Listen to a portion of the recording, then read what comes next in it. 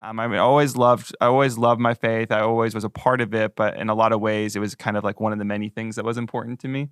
And my senior year, I was going through like just a lot of loneliness. I'd gone through a breakup and just kind of searching for things going on in my life. And I just had this moment in the Adoration Chapel my senior year where I felt like I really surrendered to God and let him into all parts of my life, really for the first time.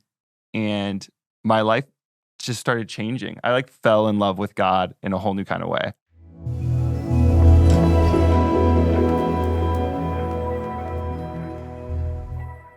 Welcome to another episode of the DiscipleShift Podcast. DiscipleShift is a ministry of St. John the Evangelist Parish.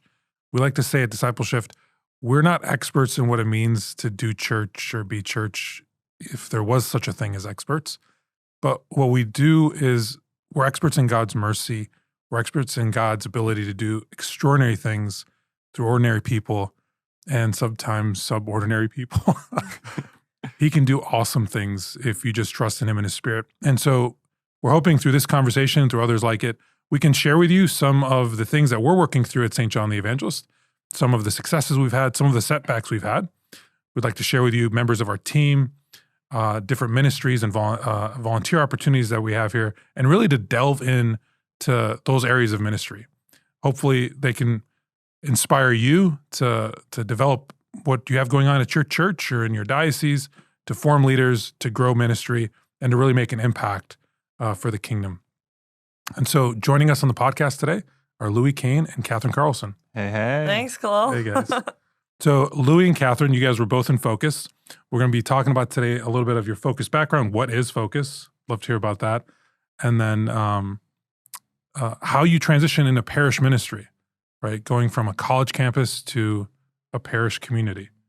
So Louie, could you start us off? What is Focus? Yeah, so Focus is an organization that was started in 1998, I believe. Is that right? Yeah. 25 years ago. 25 years ago. And they started on college campuses, ministering to the kids at universities, usually based out of Newman Centers or things like it. And usually teams of 4 come into these different universities that bring them in. And they minister to the students, they disciple, do small group Bible studies, and build up the community there at the university. And now we've spread internationally. We're in international college campuses in Europe, and I think in Mexico now too. Is that right? Or we're starting? Yeah. So it's getting there as well. And just started in parishes a couple years ago as well. Yeah. It's really cool, really grown. I noticed you still said we. Is it like a Marine, like once a Marine? Once a Marine, always once in Focus. Always in Focus? It's always going to be a part of me. Focus for life. But yeah, Focus stands for Fellowship of Catholic University Students, which some people might interpret that we're only at Catholic universities, but we're actually at public universities and any really university across the country that welcomes us. That student center has to ask for Focus missionaries to be there, but it doesn't have to be a Catholic university. Oh, cool. Mm-hmm. You said student center, so it's not like it has to have a Newman Center per se or something akin to that. Just if the college welcomes Focus missionaries, you're able to go in. And do you live on campus? Do you live off campus? Are you in college at this time? Is it post-college? Like, what does that look like? Yeah, so it's post-college. So I went in right after I graduated with my undergrad, and I went to a Catholic university first. I was at Ave Maria University in Florida for 2 years, and then I was at McNeese State in Louisiana for a year. So I was at a Catholic school and then at a public school. Ours was a Newman Center at the public school, but then the Catholic school didn't have a Newman Center, or sometimes they call it Catholic centers. I think Newman Centers are even something technical about them or something like that. Yeah, and I worked for 2 years after graduating college before I became a missionary. So I graduated in 2019, had 2 different jobs, and then I became a Focus missionary. And I was sent to Minnesota State University, which is a public university, and they had a Newman Center there. But I went to Valparaiso University, and we had a student center, but it was more of like a parish. And I've known a lot of Focus campuses that have just a parish nearby the college campus that ask for Focus missionaries to come, then they go out on campus. So they're kind of associated with the university, but some parishes might not be. Well, that's cool. So you were at a parish ministering within the college campus community? I wasn't, but there are some missionaries who there's some do too. Yeah. Okay. Yeah. All right, cool. I lived off campus my whole time in Focus, but I lived with sometimes I lived with students, sometimes I lived with my teammates because we're on teams of 4 usually. And then I think I lived with some like grad students before. So different things, different living arrangements. And it's always like you're done with college. You said you did 2 years you worked. Like, is there a cutoff for like who can be a focus missionary? No, I've heard of someone who came back at like age 29 that became a missionary. Really? That's so old. Yeah. When you're talking about college, They prefer people like around the same age. It's definitely easier to relate when you have someone around your age that's trying to walk with you in friendship and walk with you closer to Christ. But I think it's a undergraduate degree or bachelor's degree is required to become a missionary. I know someone who was like in beautician school for 2 years, but they accepted her because it was kind of an undergraduate. But I think that's a requirement for Focus. Okay. So there's like a diverse spectrum of people that can get involved in the Focus missionary work, if you will, in that area, if they feel called to it. Yep. That's really cool. I thought it was like you're in college or you're done with college and then you transition right into it. But no, there seems to be some room there to have life experience or to come from different places. Yeah. What inspired you? So like if we start with you, Katherine, what inspired you you did 2 years, where were you? And then what inspired you to go into Focus? So what inspired me was a mission trip that I went on my senior year of college. But since I went on this mission trip my senior year of college in the spring, I already had a job lined up. But when I went on that mission trip, I didn't know who Jesus was. That was where I first encountered him. And so coming off of that, it wasn't just like a Paul moment where my eyes were open and I just started following Jesus right away. It took some time. And so I had a job lined up with a travel company taking sports teams overseas internationally. And I was a tour guide and I loved it. I got to travel the world and yeah, it was incredible. And then, so that was in 2019. And then right after that, as everyone knows, COVID hit. And so that company went on unemployment. And so I was kind of searching. I was still growing. It was about a year after I went on that mission trip. And I just had a lot of time for prayer. I was sitting at home. And that's when God really placed in my heart that he was calling me to work for his church. I didn't know what that meant. And I didn't know where to start. But I knew I needed to know why I was Catholic. And just like more of like, I needed to know why I believe what I believe. And so that's when I started looking into grad school and I started studying at the Augustine Institute to get my master's in theology. And as I was doing that, I was talking to a priest friend of mine and he said that there was a job opening in the diocese here in Indiana, working at Queen of All Saints with their media. I did some of their website stuff, their bulletins. I took videos and stuff for them and I absolutely loved it. It was a great community. But as I entered into that second job after college, just realizing that a lot of the people working there weren't my age. I was kind of feeling a little bit out of place. And truth be told, I was really going through the lowest point in my life. I was just going through a breakup that was really serious. I thought I was going to marry him.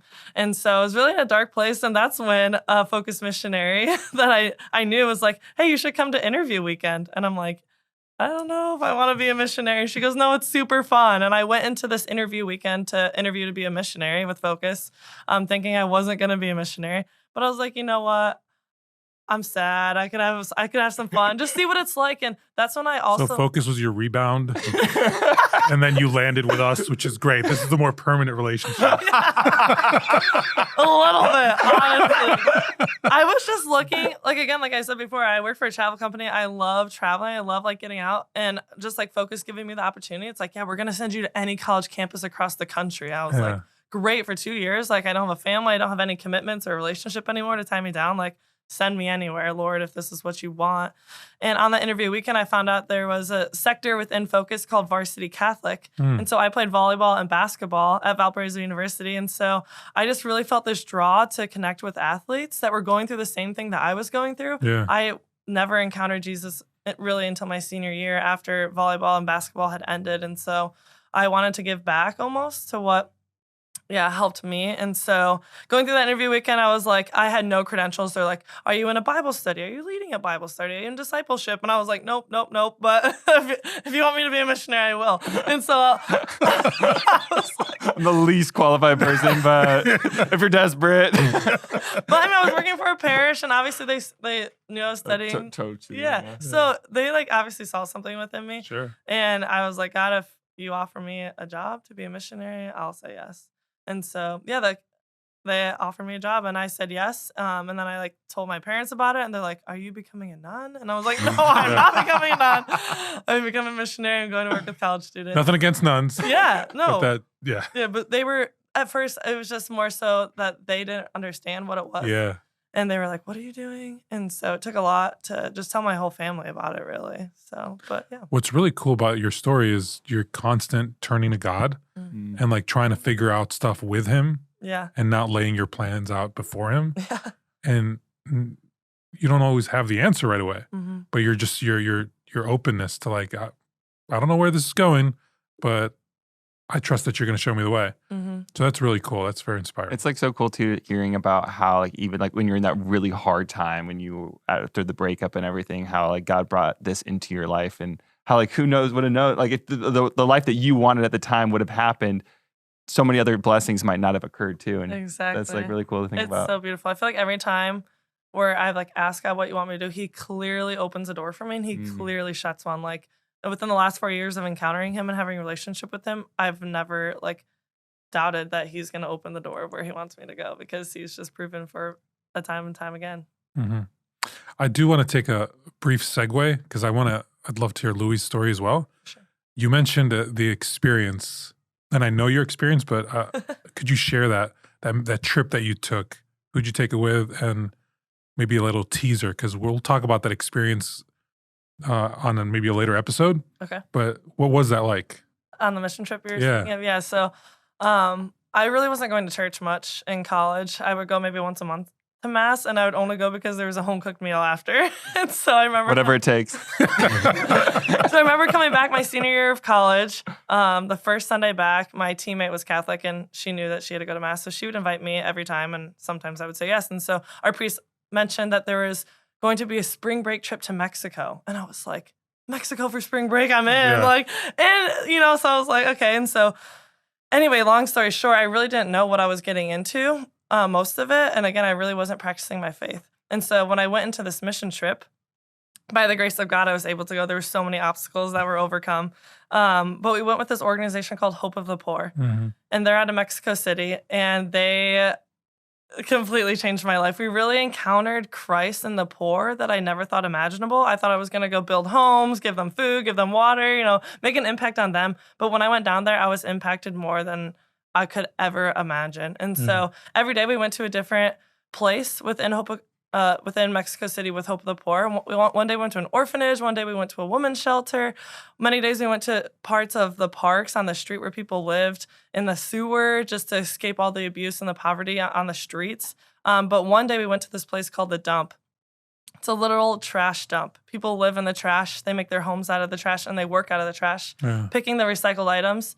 And so it was there. As soon as I got off the bus, many people were fascinated with my red hair because they don't see red hair much, but there was this little girl who came running out of the trash. I can picture her still. She grabbed my hand and pulled me, and we played in the trash for an hour. Wow. And I was just like, we were picking sticks and making a ball of trash and just playing with it. And after an hour playing in the trash, I was like, we couldn't speak the same language, right? Like they're from Mexico. And so I was trying to communicate, but no matter the communication, I could just experience the love and I could understand what she was trying to tell me without even speaking the same language. And so after an hour, I was like, agua, like, let's go get water. And so I gave her this huge glass of water, and it was for her. But she stopped after taking this huge sip and gave it to me. And I was like, no, I have my own water. Like, this is for you. And she was so insistent that she wouldn't take another drink until I took a drink because she knew I was tired from running around this last hour. And so I took a small sip and gave it back to her, and she took a big sip, and we went back and forth until that glass of water was gone. And when it was gone, I just Very looked at brave her. of you.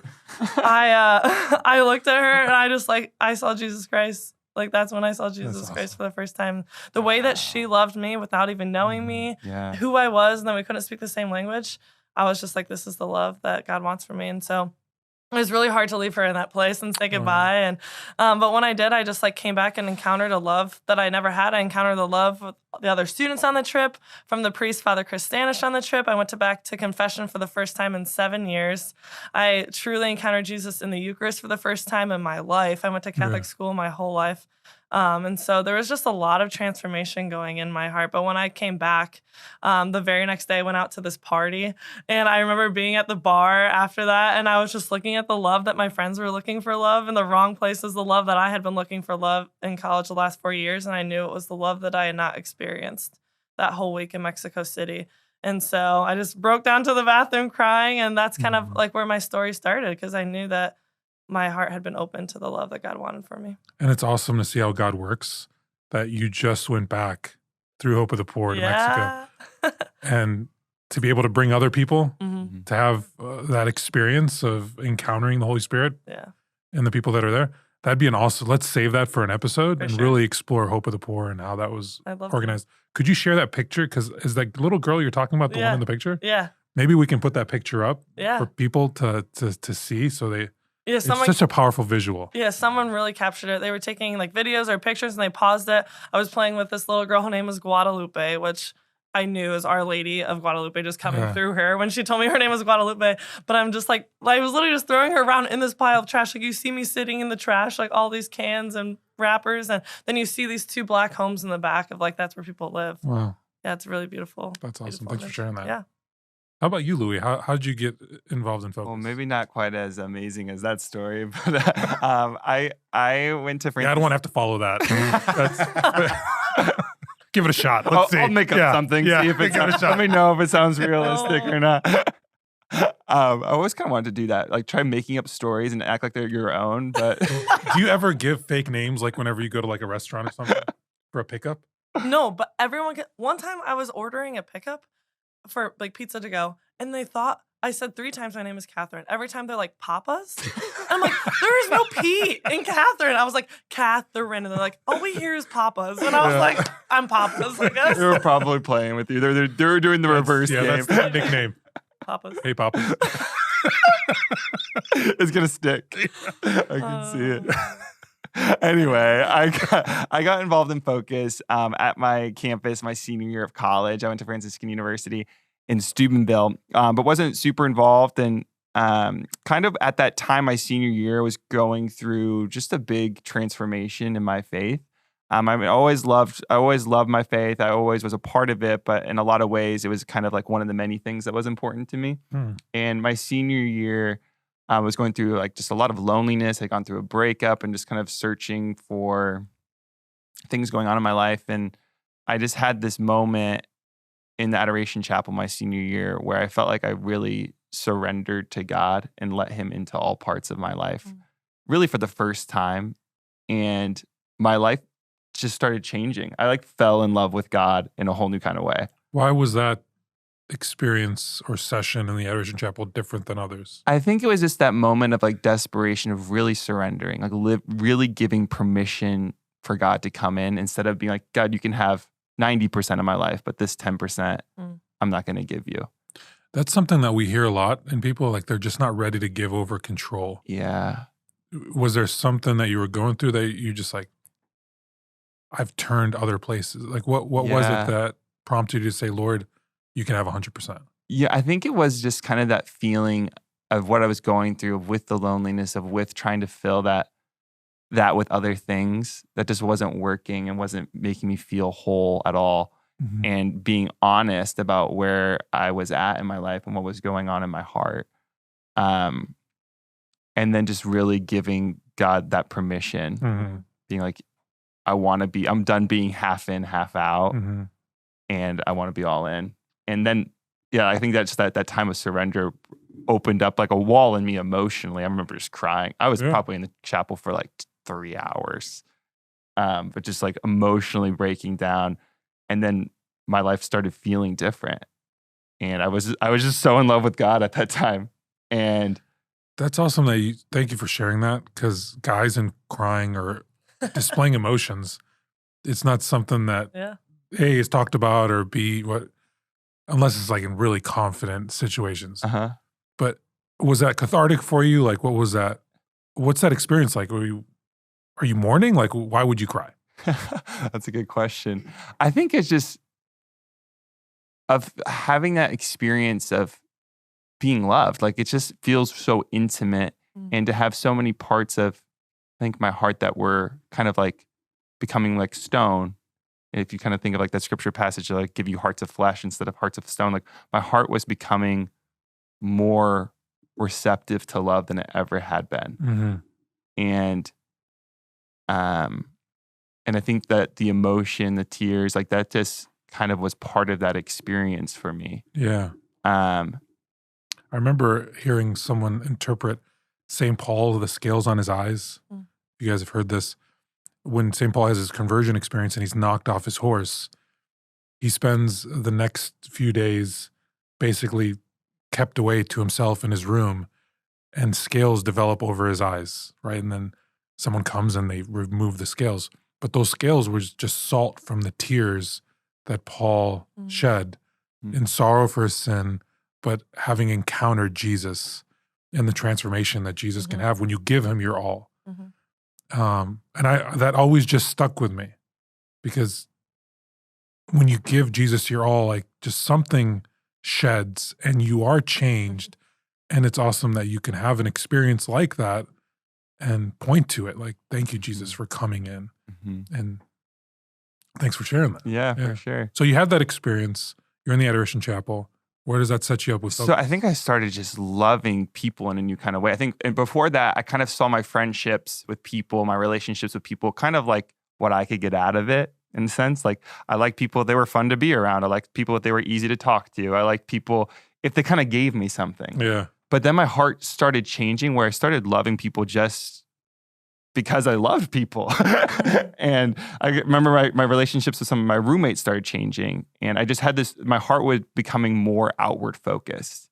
And I started getting involved in ministries for really the first time. I wasn't really involved in ministries before then.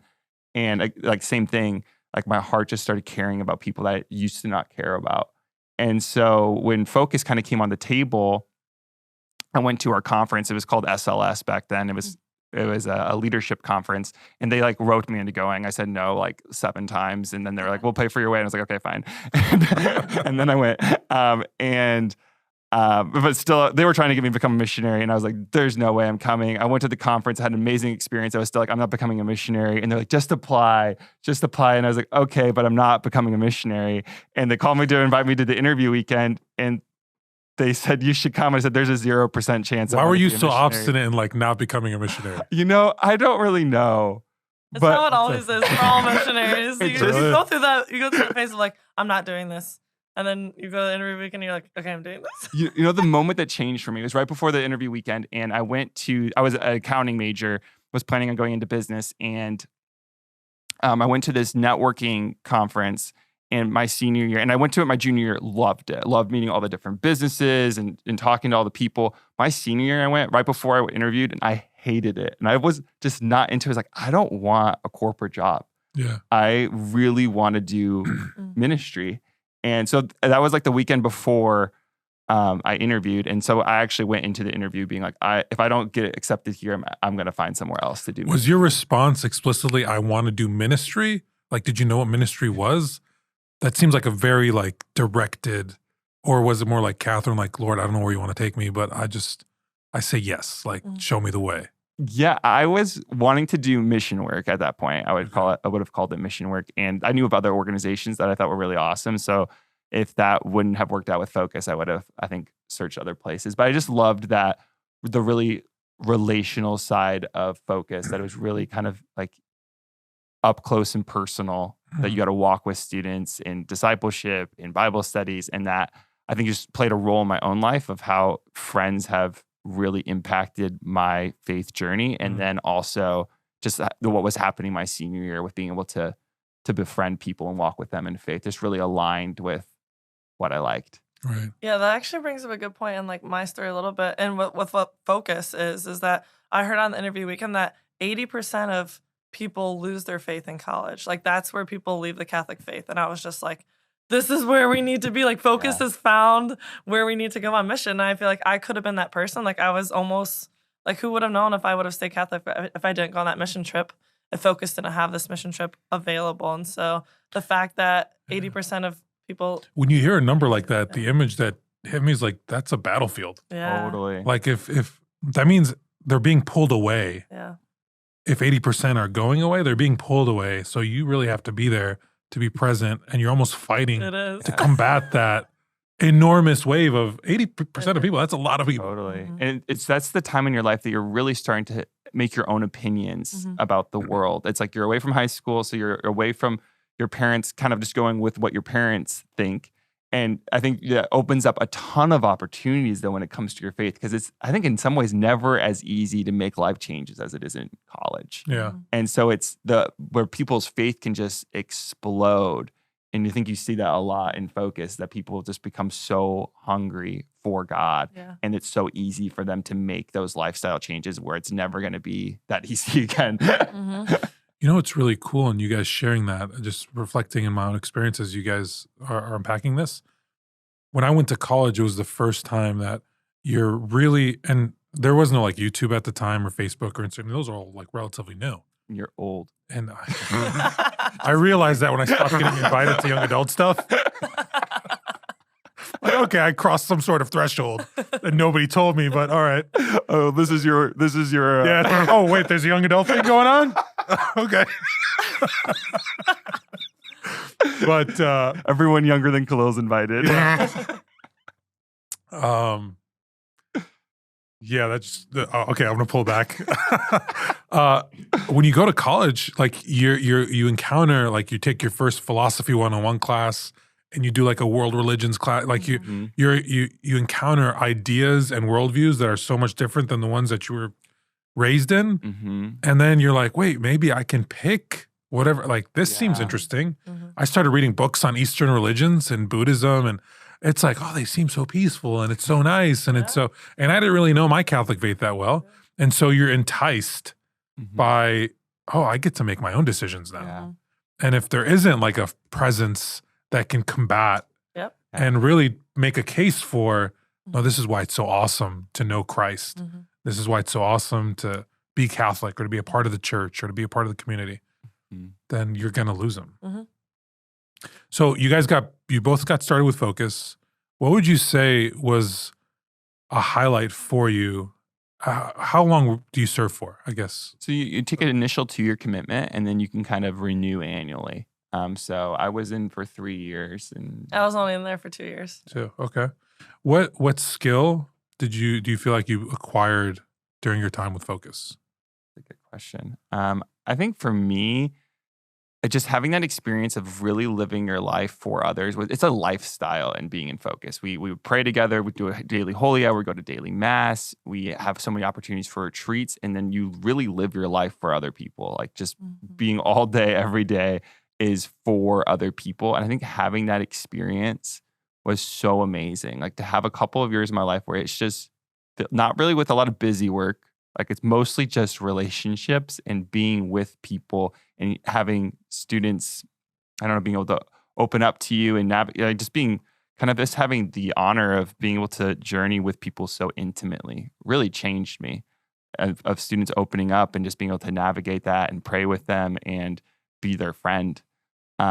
Was just a really humbling and amazing experience. I think that like being with people and being with people in all their messiness of life was really formative for me. And just the lifestyle of Focus was really amazing and exhausting. It was. Could you practically unpack that? Like, what does it mean to accompany someone? Like, how do you accompany? You can take it. Okay. Well, one of the things that I was going to say that was a big takeaway for me is, I don't know if there's a right word for it, but like surrendering to God and like putting it in his hands. Because I feel like a lot of my life, I wanted the control, and it mattered what I said, what I did. If I was doing that, if I didn't do this, then it wouldn't happen, or this girl wouldn't come to Bible study, or this girl wouldn't come to mass if I didn't invite her. Instead of like, God, I give her to you. And if you want her to come, like she will come because of your spirit, your grace, and nothing of what I do. And that took me a whole year to realize as a missionary. I like burnt myself down to the ground trying to do all this work, waking up to go to practice at 6 a.m. and staying up late until whatever event that we had every single night until the evening. And so I think once I surrendered and prayed more so that God, your will be done. And if you want these people to come around, you will make it. Was huge for me. But yeah, for me, practically, especially working with athletes, it meant like walking with them to class, walking with them and talking with them. It meant going to practice and supporting them at practice. And luckily at Minnesota State, I was actually able to practice with the volleyball and the basketball team. And that translated to having 14 of the 15 girls on the basketball team coming to Bible study because they knew me and knew who I was. And so cool. Then we'd have a Bible study once a week. Those girls who would continually show up to Bible study, every single week, you would ask them into a discipleship group, which would meet outside of Bible study and be more deeper into intimate prayer, what your prayer life looks like and what your relationship with Jesus and what it means to be a disciple.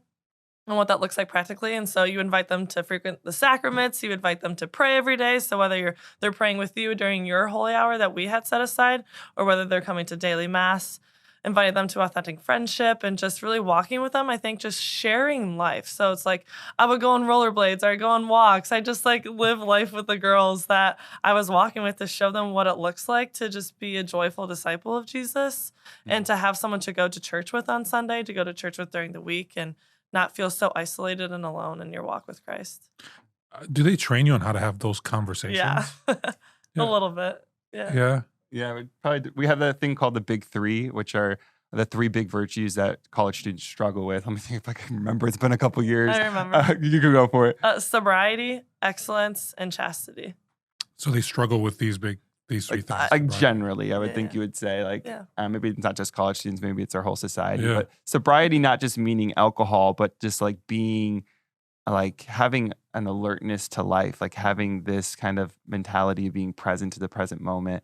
And then excellence, like going all in for the things that you're called to do. Like if you're a student, that means trying in your studies, not just being lazy. being lazy. Yeah. And then chastity, like what does that look like for your state in life? And I think that was so cool for me, just being able to have so many conversations with guys about chastity. And so I think something that has amazed me is that people want to talk about the real things in life. Like guys that I would talk to wanted to talk about their pornography struggles or their past or their present difficulties with their girlfriend. Like they wanted to talk about this stuff, but there was never a space to be able to talk about it. Mm-hmm. And I think that when you enter into conversations just really respectfully and not like imposing, and then you make it comfortable for them. Like, would you want to talk about this? Or Yeah. giving them, like letting them being in the driver's seat. People want to talk. People's favorite conversation topic is themselves. And so when you have that kind of mentality, I think people start sharing more than you would ever expect. And I think especially with how much struggle happens in college and how much isolation happens in college, people want to have real conversations. Mm-hmm. So accompanying people, basically just befriending people, Yeah. inviting them into your life. Mhm. We can say that's a practical approach. Mhm. You don't need like there's no special formula, or you're not inviting them to like, it's not, hi, I'm Catherine, you want to go to mass? I'm assuming that's not what you're doing. So Focus has this great model I think will help you visualize it better. It's win, build, send. So the win phase is kind of like, hey, let's hang out. Let's go play beach volleyball. Let's go out and watch a movie. Let's go out for coffee. Like, let's just get to know each other, hang out. You win them over and you gain their trust. At the end of that win phase, you share the gospel with them. You share what Jesus has done in their life, and you'd ask if they would like to accept Jesus into Can we their life. really unpack this? Because Yeah. I love this stuff.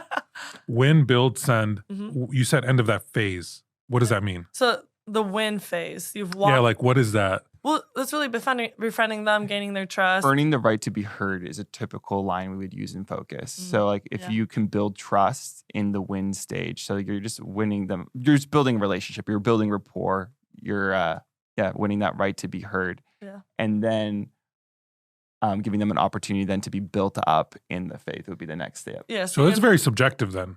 It's Yeah. not like, hey, you guys go on 3 dates and then No. No. And it never ends. I mean, we always say like it's win, bid, send, but you're always winning, even when Yeah. you're sending. Like Yeah. you can't just, oh, now we're done. But I think it helps just being able to put it in a visualization, but it's not something that's, cut and dry. Yeah. Or this is what it takes for one person.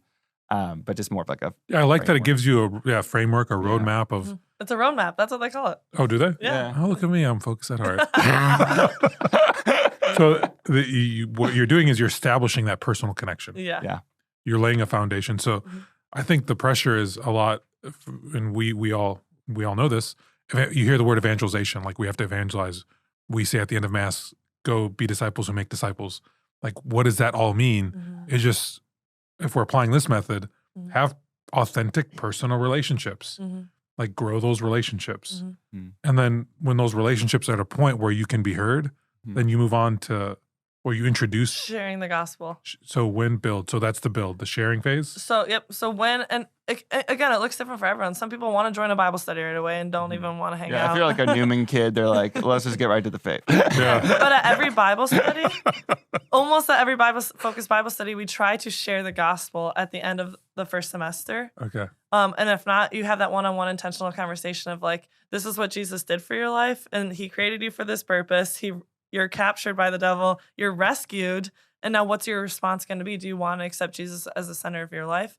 Do you want to become a disciple? And then the question is, yes, but how do I do that? And that's that build phase of like, what does it look like to be a disciple, right? So do you invite them to Bible study during that build phase, or is it? No, before, during the It can be phase. whenever. Oh, Yeah. really? Okay. Yeah. That's part of the relationship building. Yeah. Oh, cool. And then Okay. when in the community, and then after they come to Bible study for however long, or once they really accept Jesus into the center of their life, then you can build them up as a disciple. And so as you build with them, walk with them, having a prayer life, it looks like the build phase is just different for everyone. Like Louie said, it just depends on the person, where they're at, what their past is, and you really work on the big three, like Louie mentioned, sobriety, excellence, and chastity.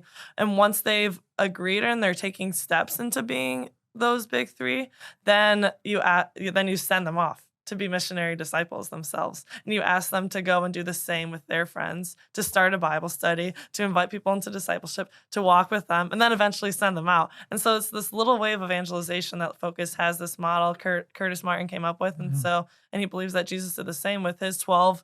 He almost phrases it like Jesus had his 12 disciples, his Bible study, and then he had his 3 closest disciples, right? His little discipleship group. And then he sent them out, right? But it's true. Like, that's how Jesus did it. He intentionally had deep relationships that he shared with those 3 disciples. Mm-hmm. And he was like, wait till I die and go to heaven, and then you can share this with people, right? Mm-hmm. And so he shared those intimate things with just 3 of them. And so we have that intentional discipleship. We grow them up, send them out. Mm-hmm. So you send them out. Are you still checking in with them? Like, Yeah. are you guys? So the relationship continues. Mm-hmm. All right, that's cool. Yeah. And then you're there for 2 years. Can you do that in 2 years, or like even 3 years? That just seems like, all right, I got to get going. I got how do you accomplish that in such a short period of time? Yeah, I mean, it's not just all on us, because you kind of, if you're involved in Focus and a new missionary comes in, there is a building that happens off of them. But I definitely would say that's one thing I love about parish life compared to campus life is relationships feel really rushed a lot of times on campus, because everything's squeezed into a school year and students are only there for such a short time. But it's also like the easiest time to build relationships. Like, you kind of can become friends with college students on hyperdrive, like, because they don't have any, like, especially they're first coming in, like, they don't have. So they're conditioned for it too. Like they're hungry for it, and the relationship lends itself to kind of developing trust and getting in that win things phase happen quicker. fast. Yeah, okay. On a college campus, they definitely happen a lot faster than at a parish. Because I mean, and at a campus, I would see some of the people that I knew really well probably 5 days a week. Mm-hmm. I don't see anyone. Well, you guys are living with each other. Yeah, right? you guys all are live just in the there. same lifestyle. You're available. Like, you can meet up any time of the day. Everyone's free They're at still random available. times. Yeah. Whereas, like, now, if you work a normal job, it's really difficult to meet up with someone regularly at the parish. Yeah, I was trying to catch a coffee with a guy in the parish, and it's like, so what does your next week look like? Yeah. It's like you're booking out a month in advance. Yeah. Like, easy, because in college, if you went a month without seeing one of your students, it would feel like forever, but that's like pretty good at a parish. Yeah. It's just a different speed of relationships, I think. Yeah, for sure. What skills do you see, like, does this model apply to parish ministry, or are there other skills that you see that apply more appropriately to parish ministry or ministry within the context of a parish? I think it definitely does. Like, and like Curtis, and like what I've learned the last 2 years as missionaries, like, this is what Jesus did. So why would we not be doing it? Why would we not be intentionally growing close and helping people walk in their faith, and then sending them out to do the same? Because we can't reach the world. Like, we can win over a large group of people, which Jesus preached to the masses. But then he had his 12 disciples that he walked with every day, let's say, or like every week for us. And then he had those even closer friendships. It's like, we can only give so much of ourselves. And I think if we try to stretch ourselves too thin to try to reach too many people, but I think at the parish level, it's just, we have these people hopefully for life. Like, hopefully at the same parish for a longer time. When you're in college, you only have them for 4 years. Yeah. So you kind of feel like this rush mentality. But I think at the parish life, it just looks slower. It just looks like patience and being flexible and adaptable to family life and meeting them early in the morning or meeting them at their kids' soccer game or whatever it might be, or going out to have a drink once the kids go down to bed. It just looks different to intentionally walk with people, and you have to be flexible with it. I love, we used to go to the Amazing Parish Conference. And have you gone on one of those? Yeah, No. we used to go.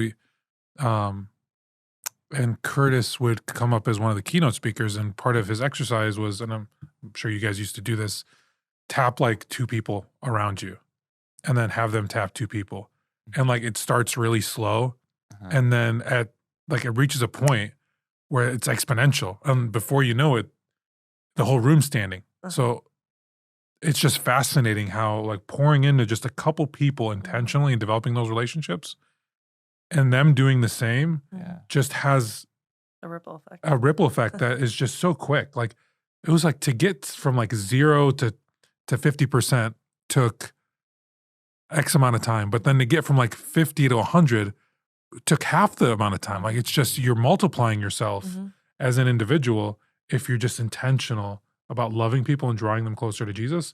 And then to your point, like sending them out to do the same. Programmatically, like parishes, we tend to think in terms of programs. That seems to be the status quo. Is that applicable? Like, can you structure that in a program? Like, how do you make it work practically in a parish? Totally. I think that's something that we can fall into easily, is that programs evangelize. And they can help, they can provide the structure for it, but people evangelize. Like that's how it works. I think that's how the church has always spread the message of Christianity, is through people to people. So I think it totally works within a program, because we need programs. We need structure. We need to be able to bring people together and have like something that builds off of each other, so people know what to do and how to say things and everything like that.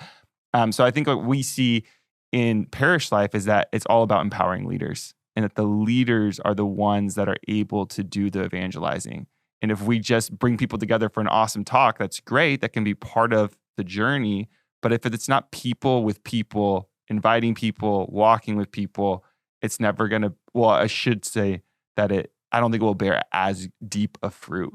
But when it's people to people to people, I think that's when we see the biggest impact. So things like in Alpha, we run it here at the parish, but the big emphasis is on the team. And there's 4 people on the team, and they're building friendship with each other. They're getting formed. They're learning how to invite, how to create space to be able to share honestly, how to be open to the Holy Spirit, how to pray, how to read the Bible. Like all these discipleship things are happening in the context of just being on the team. Yeah. And those are the ones that make the biggest impact in the small groups, which is the biggest impact of Alpha. And the quality of your small group is based on the quality of your team. And I think that same mentality really works in a program. But if you just, if the team is not a part of that, if it's just all about the guests put in a video and have a small group and don't put the intention on the team, I don't think you're going to see as big a fruit. And I think that's what it's easy to fall into just the programmatic side of parish life. And I think it has to have that team mindset, that leader empowerment, which really makes the big difference. Yeah. And that's spot on. Like, it's not programs that save people, it's people that save people, because we're the ones through which Christ works. Totally. And his Spirit can be present. And it's not to say that there can't be exceptions to the norm. Yeah, where somebody can go through like, oh, that was an excellent whatever it was, and be drawn closer to Christ. But normatively, Jesus wants to work through us. Building up leaders is something that even we've struggled with. Like, it took us time to get there. Where do you start? Like, do you just go up to anybody? Is there a profile? Is there and this is just scratching the surface. So don't feel like we have to lay everything out. We'll have another conversation on what does leadership formation look like. Conversations, really. But where do you start? Like, what is that team? Where do you go? So there's an acronym that we like to use called F.A.C.T. And Focus uses it, but a lot of different ministries use it. I don't even know if Focus originated it, but it stands for faithful, available, contagious, and teachable. So those are kind of just 4 qualities that you look for in and having a conversation about empowering someone to be a leader. That you want them to be faithful, that they believe in God, that they are trying to grow closer to Him and to understand the teachings of the church or whatnot. then they have to be available. Like you could be an awesome profile for someone to be a leader, but if you're never here and you travel all the time, maybe that's not the right person to ask. Like Yeah. you're not available. You can't really devote yourself to this. And then contagious is that you look for personalities that draw other people in. It doesn't mean you have to be an extrovert. It doesn't mean you have to be the most outgoing person, but is it someone that is inclusive, is helps other people talk or just be comfortable? There's so many different personality traits that can come into that, but someone that has a contagious personality. Yeah. And then teachable, that they're open to growing, that they're not stuck in this is the way I'm going to do it. It doesn't matter what you say. But if someone has those 4 characteristics, I think there's a huge framework for being able to grow them as leaders. Mm-hmm. So you're looking for that kind of person to get to know and develop a relationship with. Mm-hmm. And are you then walking them through this like win, build, send model? Yeah. Is it implicit? Like, or yeah, go ahead. For me, it's like that just in my brain now, but we use FACT in the build phase. And so as we're building them up, we teach them FACT. And it's like these 4 characteristics are necessary in order to be a missionary disciple. Which So is you essentially a explicitly leader. share that with them? Oh yeah, it's in the Oh, roadmap. okay. It's in like we show them the roadmap and like this is where they are. Okay. And we'd like to get you to be able to be a missionary disciple to bring others. And so that's why I love SJE and like our vision here is like be disciples, make disciples. Mm-hmm. And focuses is to know Jesus and to make him known, which is essentially the same thing, right? Like we make disciples by making Jesus known. But how does that look? And as Louie was speaking, it reminded me of one of the scripture verses that we're supposed to memorize as a focus missionary, which I've shared with you, is 2 Timothy 2:2, which is teach others to teach. And I think that's so important because like a program is just like you just watch it and you participate in it, but it's like they're not teaching you how to then put on that program, right? It's like what Louie was mentioning with Alpha, and like what we do great here is that we're helping teach others to lead their own small group, and then they're asked to come on as helpers, and then they're taught how to be good hosts, and then they become hosts, and then they teach they teach the and helpers. then we launch them into ministry in the church, so that because no one stays on the Alpha team forever. Mm-hmm. It's just supposed to be there for a time of your life. You usually no more than 4 sessions of Alpha that you can be on the team, and then we want you to go into other areas. I mean, connect groups are probably kind of like the top tier hosts are asked to be connect group leaders, which is kind of like a larger small group that empowers people to become leaders again and to grow in community. But they're all the other areas in the church, all the other ministries that they're learning these skills on the Alpha team that translate into being a greeter, that hopefully translate into being a Eucharistic minister, that translate into being someone stepped out of the Alpha group because he wanted to start a grief group because he was passionate about it. So all these other things, but what we're forming them on the Alpha team of being welcoming, of being warm, of creating space where people can be honest, of being docile to the movements of the Holy Spirit, of praying with people. Those are all skills that don't just end in Alpha. Mm-hmm.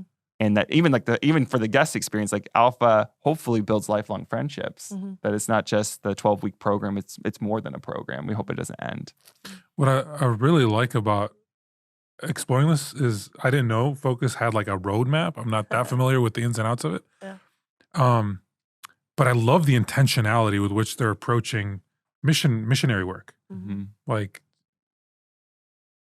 it's not just haphazard and we're going to pray and we're going to leave it up to the Holy Spirit and no, it's like we're going to be very intentional about how we engage people, how we accompany people, and then how we introduce them to Jesus. Mm-hmm.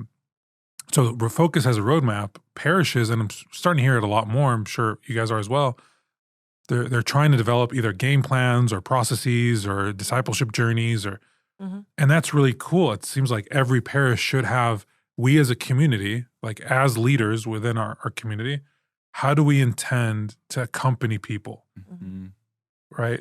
From the very moment they engage us to where do we want them to go? Totally.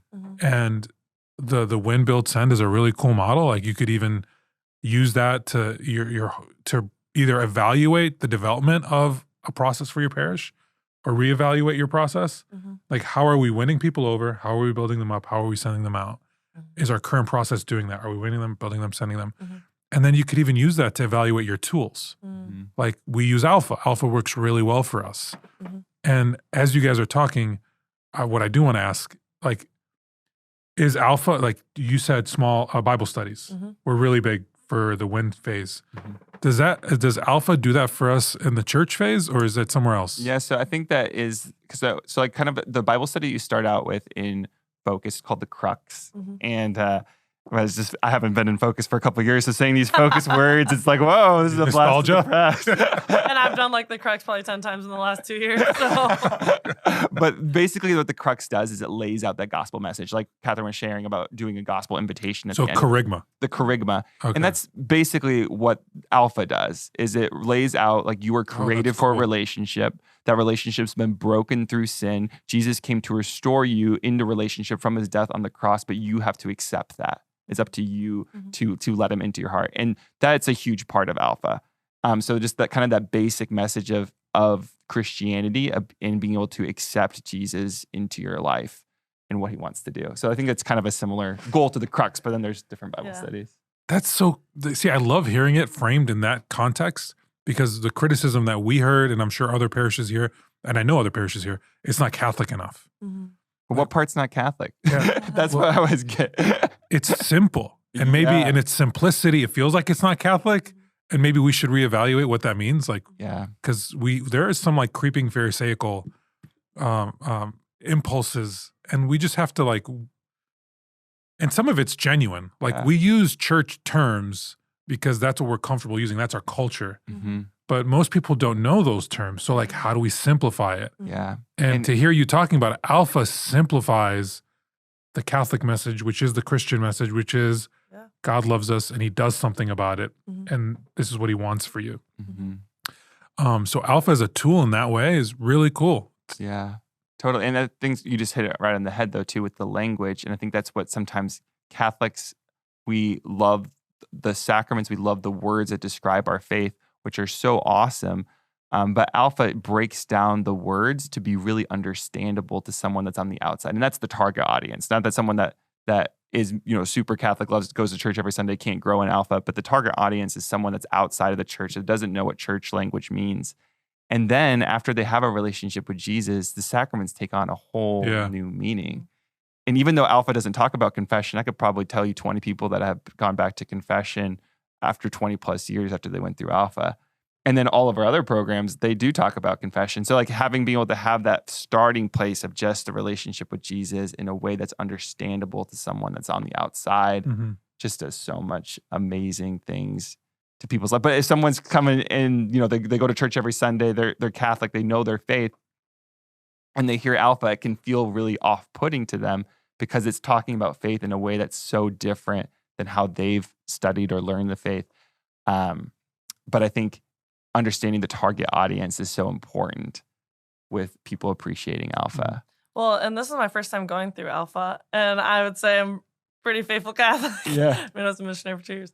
But so I was kind of like, I don't need to do Alpha. But I think anyone can get anything out of Alpha, even if you are the person that goes to church every Sunday, because you are then going to Alpha to walk with these people, and they're growing as a Catholic, as a Christian, because they're walking with people who don't even know Christ, who don't have a relationship with him. And it gets you to go outside of your normalcy of like maybe these Catholic terms to like break it down and like, how can I help someone else understand what I know? And so that's really helped me grow a lot my faith. And it's like, that's so true, Catherine. Like nobody was more Catholic than Jesus, right? And like, what does he spend the majority of his time in public ministry doing?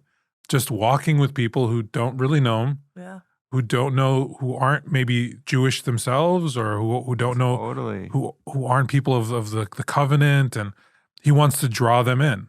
Yeah. And there's story after story of that, and there's stories that we aren't even recorded for us. That's but always think about all the stories that aren't recorded, and what it was like. That's what I love about The Chosen, because it like fills it out a little bit. Yeah, me too. But so Alpha is obviously our tool, and if you're at a parish or if you're in a diocese and you're trying to evaluate a process, find out what you're trying to accomplish in that first phase of we want to win people over. How do we do that? How do we simplify our message? How do we build up leaders? How do we engage in outrageous hospitality and try to find a tool that can do that for you? For us, Alpha's really been helpful in that regard. And then from there, you can start building out your other, where do they go next? So you mentioned briefly Like we want you in alpha 4 times. Just because you're being invited back on team if you've got the gifts for it. Yeah. They're being built up as they're invited in each time. They're growing deeper in that. Yeah, I would say coming as an alpha guest, the primary goal of it is evangelization. So we're trying to evangelize people, give them the opportunity to say yes to Jesus. But coming back on team, it's not the primary goal isn't evangelization. It's actually evangelization training. You're teaching people how to evangelize. And I think that's super cool because you might think some parishes have like an evangelization workshop. That's great. Totally can grow. But in alpha, when you're on the team, like you don't just learn about it. You actually get to do it every single week for 12 weeks. You know, just a disclaimer, if somebody is watching this or listening to this or somebody shared it with you, and you had a bad experience with alpha, which we had a bad experience with alpha to start, and we put on bad experiences, if I could be honest, because we tried changing alpha. We didn't do it as it was prescribed, which we later corrected course. And you were awesome in helping us do that. And Ron Huntley was awesome in helping us do that as a parish. Reach out to like a parish that's really on fire for alpha and just try to figure out, you can call us. Like we'd be happy to help people, right? Totally. And because it could be easy to be turned off by it. Like, I don't see what the big deal is, or if it's not done well, if it's not presented well. Or it might just not resonate with you. And that's okay. And I think sometimes it's like, it's all right if you didn't have the greatest experience of alpha. I didn't honestly have the greatest experience of alpha. I experienced it before I came here. And I was like, I don't really resonate with this right now. Or I don't see how it fits in. But like being able to have an understanding of the why it works, and then be able to hear other people's stories of how it impacted them, because it might not impact you, but you can appreciate it when it happened to someone else that it really impacted, you know? Could you guys share as we wrap up, maybe, is there a story during your time? And I know you've just been with the parish for a couple months, but do you guys have a story that resonates with you in parish ministry that we could share? Yeah, for sure. Let me think. There's so many. I love asking Louie that because he always has great stories. So yeah, one of the best no pressure, by the way. I just set you up. It's a great story. One of the cool stories, this is from a couple of years ago, but I just love it because it was how the whole community walked with someone. And it's this guy who lost his wife, and he was actually in the process of losing his wife, and he called to have an anointing. He had been away from the church for a long time, and he called, I think, the parish office, and he was crying, and our receptionist was just able to listen to him and support him. And then they got our pastor, Father Sammy, to go and do a home visit to anoint him. And that meant so much to the man that he was able to have the pastor come after not going to church in 40 years maybe, and feeling a lot of guilt for that, have him come and visit. And I remember him apologizing to Father Sammy when he was there, saying, I'm sorry that I left the church. And Father Sammy said, the church never left you. And that statement I feel like really welcomed him home. Like even though he had been away for so long, that he still belonged here. And after his wife passed, he started coming back to church, and he again called the parish office. I went over and walked with him too. And then I handed him off to our deacon that was a hard charge of, actually it was before the grief group started, but I think that's kind of how the grief group did start. And then the deacon started walking with him. And then I think Deacon Ed brought him to Alpha. And just like, it was this super cool experience of the whole community walking with someone that was once on the outside and then brought into the inside. And now is one of our biggest leaders. He runs a connect group. He runs the grief group. I think he did, or maybe he just passed it on to someone else, involved in tons of things, but just how the whole community walked with this person was just super beautiful. Love that. I know. Yeah. Go ahead. No, I was going to say, I have 2 stories. Oh, you got 2? Yeah. Let's do it. Funny. I feel like every day working in I've got a story about you. So before I even met Katherine, before I even met her, like I had heard a bunch of great stuff about you. You obviously went through the interview process. We offered you the position. You said yes. I saw a picture. And then it was like the second time I met you. She's coming up to me at daily mass, and she's like, "Hey, Khalil, I want to introduce you to some of my friends." And they were like parishioners that she just met for the first time. And I'm like, okay, we got the right person in the job. Because I've been here for like 7 years, and I got like 2 friends. Like, it's a high bar to cross for me. Which, anyway. If you're a friend of Khalil, consider it a rare company. You don't have a lot of competition. Yeah. That's great. I don't even Definitely getting a Christmas card. That's so funny. I actually don't even remember doing that. That's just like my natural like tendency. But I mean, two of the stories I'm thinking of right off the bat is similar to that. Is that like I after going to Focus and just recognizing my own devotion of going to daily mass every day and starting that here and just walking in that. I one daily mass, it was random Wednesday. I saw this young girl about my age come. And she was looking for the order of the mass, so I knew she didn't know what was going on. She looked very confused all of mass, and I could just tell during communion and everything. So after I ran out in the back. I felt like a missionary again, like trying to like beat them because a lot of students would like leave at the end of mass. So as a missionary, we'd always try to like bolt and like beat the student out so that we could talk to them before they ran away. And so I was like running after this girl, and I was just like, hey, like, are you new here? Like, whatever. And we just struck up this conversation. And she goes, actually, yeah, like, I just moved here. I'm not Catholic. And I was like, oh, I could tell. Like, I was like, what brings you here? She goes, oh, I just Googled Catholic churches in the area. And I just showed up for here for a daily mass. And I was like, oh my gosh, well, like, I'm helping here with RCIA, OCIA, and I would love to get you involved in the process. She goes, yeah, I would love to learn more about, like, being Catholic and what that looks like. And now she's already going through the process. And she's going to get baptized here over Easter. And so that's just so cool to like see that. And then another daily mass, I saw another woman who I had never seen before. And since I go every day, I kind of know who's normally there. Yeah. And so I was like, oh, like, welcome, are you new to the area? And she goes, actually, I just moved here 2 weeks ago. My husband passed away 2 years and it was a really hard move. I don't know anyone in the area. And I was like, oh, I'd love to grab lunch or get coffee. And she goes, yeah, great. Like, I can't today, but let me get your phone number. And so next week we get lunch and get coffee. And she goes, at lunch after daily mass, she was like, I just wanted to thank you because I don't have a single friend here and you're my first friend. And I was like, all I did was ask her to get coffee. And now she just felt so like loved by that. And I think it's just so simple. And like to like, yeah, that's like that process of winning people, but it's just like that hospitality and that heart that Jesus would have for them. And so that's just like two stories that come off the top of my head. There's so many. Like we just went on that mission trip to Mexico City and just to see the growth and the parishioners that came on that trip is really touching. So anyway. So that relationship where you guys grabbed coffee, is that still going on? Yeah. I got her plugged into Alpha because I was like, well, I don't want to be your only friend here. Come join Alpha. So she comes to Alpha every week. So that's great that we've got something that you could plug somebody in that's like they're perfect. Not. So that's awesome. It was really perfect. Way to go, Papa. You're crushing it. Papas. Yikes. I was going to catch on and make it happen. Yeah. Well, thanks for coming on, guys, and taking the time to have the conversation. I'm gonna definitely want you guys back on. Katherine, you're the pastor associate for DiscipleShift. Yes. We didn't say this at the beginning, and so you do a lot with missions and helping people walk through that discipleship journey. And then Louie really does everything, but it's pastor associate for relational ministry, Alpha, connect groups, engaging with people, helping people walk as they grow deeper in their faith, and ties in the community. So. In the areas that you guys minister in and where there's overlaps, we're going to have you guys back on. We're going to talk about Alpha, talk about missions and all that fun stuff. Awesome. Cool. Yeah. Amazing. Thanks, Cole. Thanks, guys. So thanks for tuning in to another episode of Discipleship. If this conversation was helpful, please share it with a colleague, a team member, really anyone that comes to mind. We really want to glorify God and help contribute to the conversation that the larger church is having. It's all for his glory. God bless.